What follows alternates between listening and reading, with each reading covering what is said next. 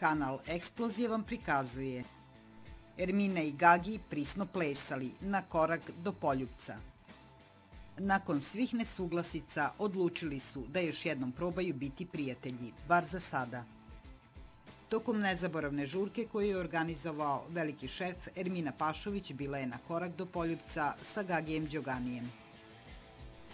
Iako su u prethodnom periodu imali dosta nesuglasica i svađa, Đogani je odlučio da zakopa ratne sekire sa zadrugarkom i pružio joj još jednu šansu i ruku prijateljstva. Ermina i Gagi zaplesali su na očigled svih zadrugara, a strastvenim pokretima bili su na korak do Poljupca.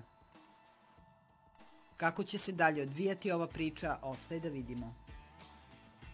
Lajkujte nam video i zapratite Eksploziju ako želite da budete u toku.